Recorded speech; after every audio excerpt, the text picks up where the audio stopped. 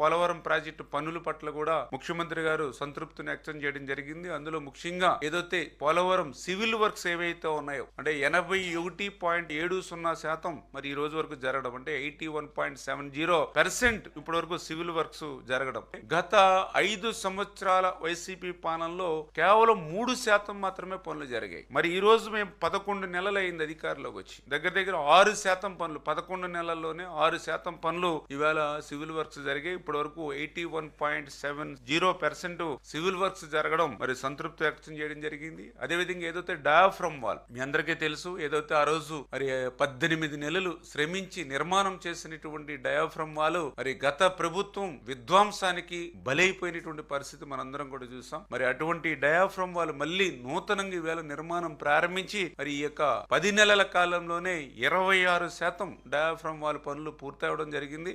ఏదైతే రేపు 2025 డిసెంబర్ కల్లా మిగిలినటువంటి శాతం కూడా పూర్తి చేసేటువంటి ప్రణాళికను అమలుపరచమని చెప్పేసి కూడా మరి డైరెక్షన్స్ ఇవ్వడం జరిగింది. డయాఫ్రమ్ వాల్ నిర్మాణ పనులకి అంటే రేపు వర్షాకాలంలో కూడా ఇబ్బంది లేకుండా అప్పర్ కాపర్ డ్యామ్ అంటే ఎగువ కాపర్ డ్యామ్ ఏదైతే ఉందో మరి దాని టైం డ్యూరేషన్ కూడా దగ్గర దగ్గర 4-5 సంవత్సరాలు అవుతుంది. కాబట్టి సీపేజ్ వాటర్ నుంచి ఆ యొక్క అప్పర్ కాపర్ డ్యామ్ కి ఇబ్బంది లేకుండా ఏదైతే బట్రస్ డ్యామ్ ఏదైతే నిర్మాణం చేయాలని చెప్పి అంతర్జాతీయ నిపుణులు ఏదైతే ఇచ్చారో దాని ప్రకారం ఆ బట్రస్ డ్యామ్ కూడా 91% మనము పూర్తి చేయడం జరిగింది. ఈ నెల ఆఖరికల్లా ఆ బట్రస్ డ్యామ్ కూడా పూర్తయి ఎగువ కాపర్ డ్యామ్ కి ఒక స్ట్రెంగ్త్ ఉంటుంది. తద్వారా మనం వర్షాకాలంలో కూడా ఆ పనులకి మాక్సిమం ఆటంకం లేకుండా కూడా ఆ డయాఫ్రమ్ వాల్ అదేవిధంగా ఏదైతే గ్యాప్ 1 కి సంబంధించినటువంటి ఈసీఆర్ఎఫ్ సంబంధించినటువంటి మెయిన్ డ్యామ్ పనులు కూడా చక్కబెట్టుకోవడానికి కూడా ఇది ఒక అవకాశంగా ఉంటుందని చెప్పి తెలియజేసుకుంటూ, అదేవిధంగా ఏదైతే గ్యాప్ 2 కి సంబంధించి మరి ఏదైతే అక్కడ శాండ్ ని గట్టిపరచడానికి వైబ్రో కాంప్రెక్షన్ పనులు ఏవైతే ఉన్నాయో అవి కూడా